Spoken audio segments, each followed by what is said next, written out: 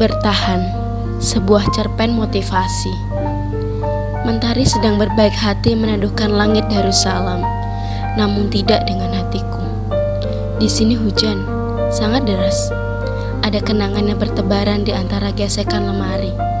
Ada sendu yang menyelinap lewat tumpukan baju. Ada karib yang pergi seiring roda troli. Perpindahan rayon ini sungguh membuat hatiku hancur dan goyah. Jika kau sangka diriku kelas 1, kau salah. Tahun depan jika Allah berkehendak, aku akan menjadi pengurus rayon dan menjadi peserta drama arena. Mungkin terdengar lucu. 4 tahun sudah aku menjadi santriwati. 4 tahun juga aku menderita dengan setiap perpindahan. Perpindahan lemari, perpindahan kamar, perpindahan rayon, perpindahan kelompok pidato, dan segenap perpindahan lainnya. Belum lagi tahun depan, aku akan menyambut kelas 3 intensif sebagai teman baruku di kelas 5. Berjuang bersama melakukan rayon yang terkadang terjal, melunakkan anggota yang terkadang keras kepala, juga menyambut tantangan yang datang lewat megahnya panggung drama arena. Aku si introvert, bukan membenci pondokku. Hanya saja aku membenci diriku yang enggan berjumpa dengan perubahan, menerima segenap gejolak yang timbul akibat perubahan, memahami isi kepala setiap jiwa yang tinggal bersama, mengikuti dan saling bertukar kebiasaan, mendengar dan saling berkeluh kesah. Aku tak tahu siapa kamu, dan aku tidak bisa memulai mengenalmu. Bukan tak mau, hanya saja aku memang tak bisa. Setiap waktu aku merasa sendiri, merasa mereka meninggalkanku di ujung pintu, sedang mereka sudah melangkah sangat jauh. Merasa mereka berbisik di belakangku, sedang aku hanya mendengar sisa nafasnya. Merasa mereka menganggapku aneh karena kebiasaan kita yang terlalu berbeda. Merasa mereka menjauhiku ketika aku sangat ingin berteman. Ya, selain introvert, aku juga si pemikir, overthinker. Semua suasana yang tercipta terasa seperti menyudutkanku. Terkadang aku ingin pulang, karena aku tak akan bisa mengganti cermetku, bahkan ketika aku sangat ingin.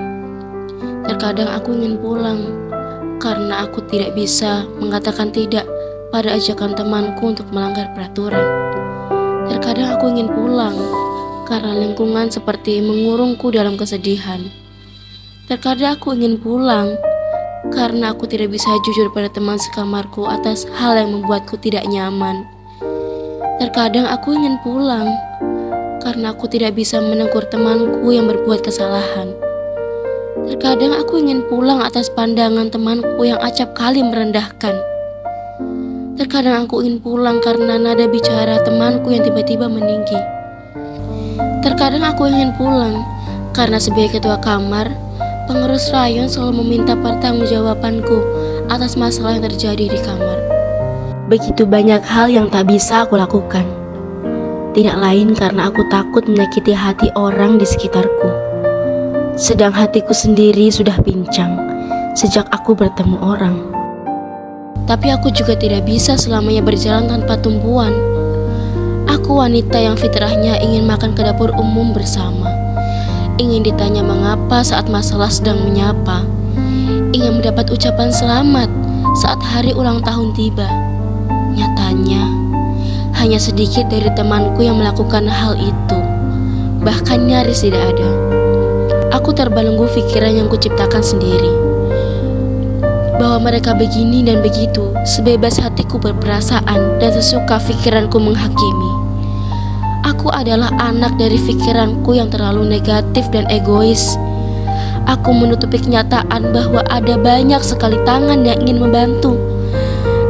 Ada ribuan telinga yang siap mendengar bila ceritaku tak sanggup ditahan. Aku terlalu egois. Aku egois karena tempo hari sudah kuutarakan niatku pada orang tuaku untuk menyudahi waktu menuntut ilmuku di kantor. Aku tidak ingin pindah ke SMA, hanya saja aku ingin pindah pondok, pergi dari teman yang tidak pernah menganggapku teman. Rengekku. Aku terlalu egois untuk memikirkan nafsuku saat orang tuaku menginginkan anaknya menjadi khirijah gontor.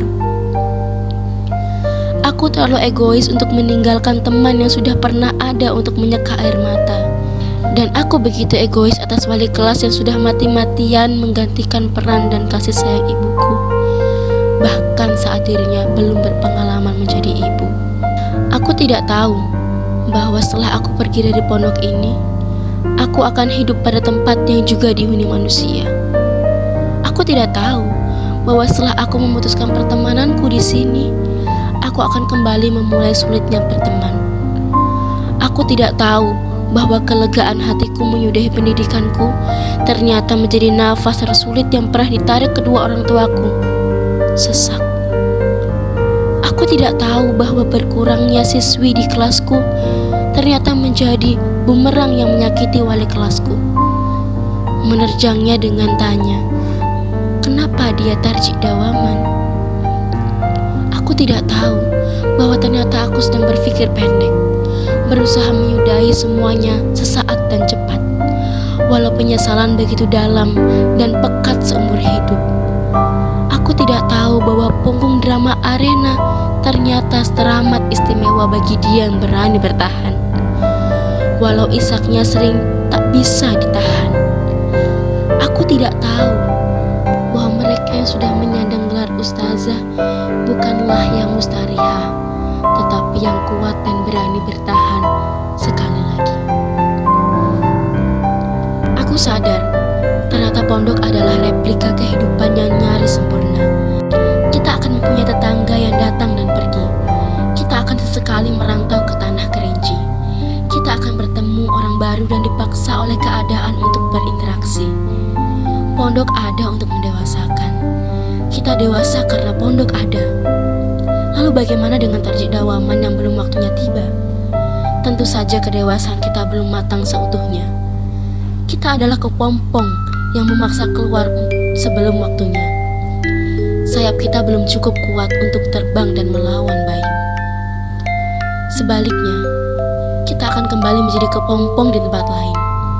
Puasa kebahagiaan hingga kita mampu mengubah mindset kita, bahwa semua orang menyukai kita, bahwa semua orang mau berteman dengan kita, bahwa semua orang adalah teman yang bisa diajak kerjasama, bahwa semua orang dapat menerima kita apa adanya, bahwa semua orang mau memahami kita saat kita ingin memahaminya lebih dulu. Kaisa, ente atas tarjik dawaman kan, Mbak Utlah? Aku sungguh terkejut mendengar kalimat itu, mengejutkanku dari belakang dan merebut tanganku yang hendak menarik koper. Kamila, teman yang selama ini dihakimi oleh pikiranku sebagai orang yang menyebalkan dan tidak mau memahamiku. Tiba-tiba dengan rintik yang mulai membasahi pipinya, memintaku untuk bertahan. Ternyata memang benar, bahwa apa yang kita jalani adalah hasil dari apa yang kita pikirkan. Tanpa sadar, aku sudah berhasil mengubah mindsetku, juga jalan hidupku. Enggak lah Kamila, aku kan sutradara panggung DA Sana Atiyah. Maaki. Kita tertawa dan senyumku terbit begitu saja tanpa komando.